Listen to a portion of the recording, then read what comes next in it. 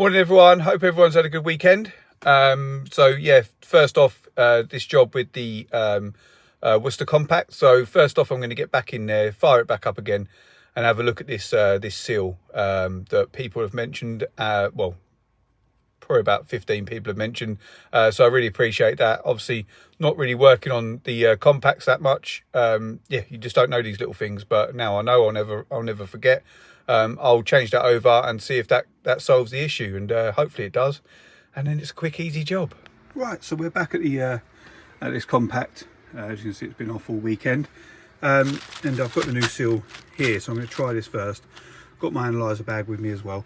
I just wanted to run through a couple of bits that I brought at the weekend, and basically it's one of these. Got this, it's called what is it, saber cut, if it will, yeah, saber cut it's called. But basically what I like about them is that there's so many teeth in there for the ratchet that it's you know, you can manage to do little bits a lot better than like my Barco one. I lost that a little while back, as with anything else I lose. And then I just bought another one of these little cheap little kits with like 60 different bits in there, so you got all your Torx, all your flatheads, all your star connections, and all your Allen key ones as well. So yeah, that come in handy. And what else did I buy? And also I bought a new one of my little electrical testers, because everyone was going mad one time when I was showing some wiring because I had too much showing on the end or something like that. These are just little caps that come over the top, but I love this little thing. Like, it's so handy. Just does everything I need. It's so handy, that little one. And then I just bought some more Schrader valves, and I just keep them all in my little bag in this little box. Just come with like 100, I think, something like that, so it'll take me a little bit of time to get through that, hopefully. But let's get the boiler opened up, let's try the seal and test it out. Right, so as I showed everyone, it was dripping from here. Oh, if it'll focus, yeah, so it's dripping along here. So yeah, so what I'm going to do is I'm going to get these 2 screws undone, pop it up, pull it out, and yeah, I think everyone is right, it does look like it's that. Right, so I'm just reading the instructions here, and basically what it's showing is to get rid of the old seal that's there. As you can see, that says go into the bin. And then, I think I'm missing a seal in this kit. Right, so as you can hear, I've got my analyzer going in the background, just doing my minimums and maximums. But while I'm here, just before I just run through what I just found out, is that basically, this is for anybody who hasn't done this. I've never done this, so you're just seeing it literally as I'm seeing it. So this is the original style seal, and I think this is the new tubular style seal. Just reading this as this what it says. So you have to throw one of them 2 away, and then this is the new style, which is what I've got, and it basically just pushes into the rim under here.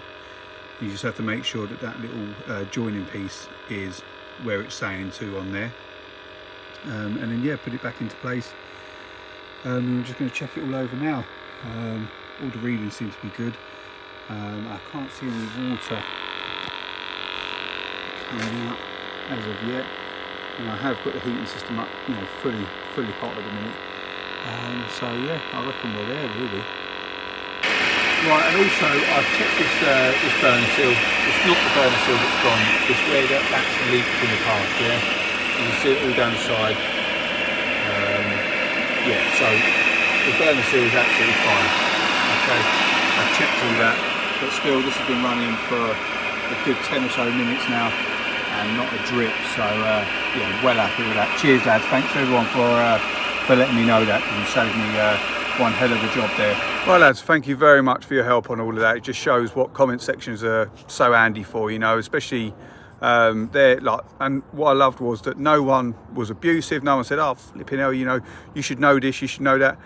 Not everyone knows everything, and I know it's only a simple job, but I didn't know that. To be honest, from what I could see, it looked like it needed to be it was like a cracked sump or something like that, but no, it was just that sump seal, that flue seal.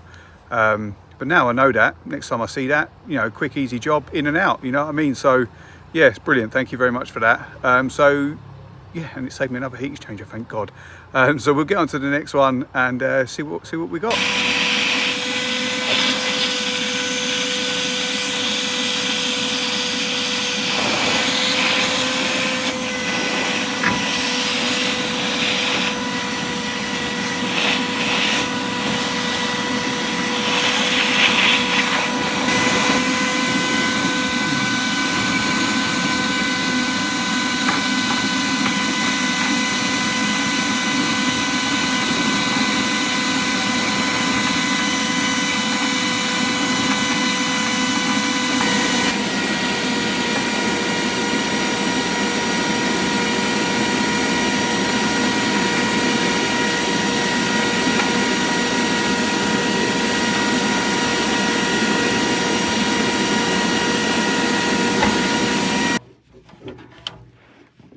Right, so as you saw, to jump that valve in the end, my drip stopper bungs, well, I don't know what happened.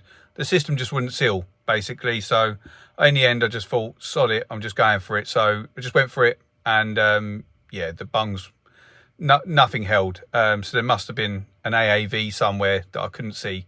The loft was completely boarded, like as in like high up and then boarded. So maybe there's an AAV under there or something like that, I'm not too sure. So yeah, as you can see, you just have to go for it sometimes, which I did. Hoovered it all up after, like any little bits that went, there was a little bit splashed over on the side, but other than that, it was completely fine other than that. So yeah, it's all good. So on to the next one, let's see what we've got. Right, so next one, got an L2 fault on this boiler, so I'm just going to go and do my usual checks. So first of all, I'm going to check the condense trap, which looks relatively clean. Well, actually really clean, to be fair. The sump was clear, so yeah, going to give that a clean out anyway while I'm there. Just check on all my usual stuff.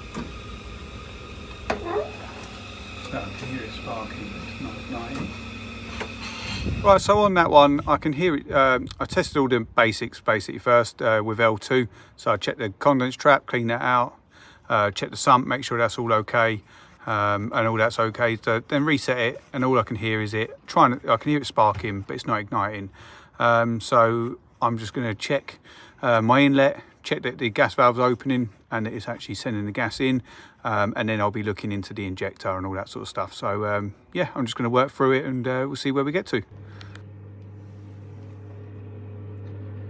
We've got nothing there. Nothing here as well.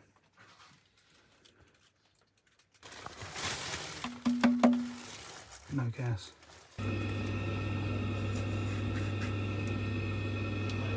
Right, so as we saw there, L2, usually, as I say, it's going to be a block trap or something like that. Checked all that seems to be okay. Then obviously I could hear it sparking, not igniting. Okay, so I need to check my inlets.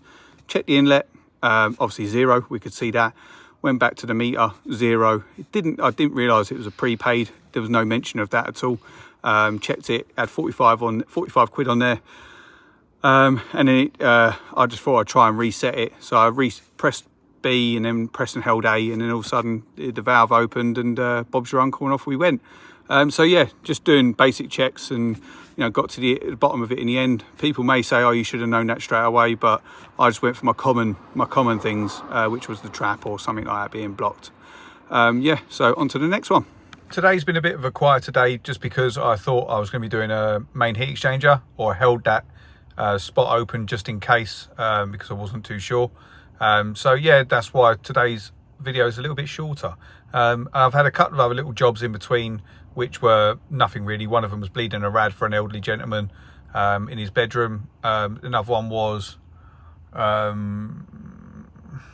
was it? Oh, she needs a power flush, big time. I tried to send all the heat from upstairs to downstairs. Nothing was working. All the valves were good downstairs. Just nothing, no heat, nothing getting there. So definitely need some sort of flush. So I'll quote up for that. And yeah, so that's it really. So today's been a bit of a quieter day because of that. Not complaining, it's Monday. So I hope everyone's had a good day, and yeah, we'll carry on with the rest of the week.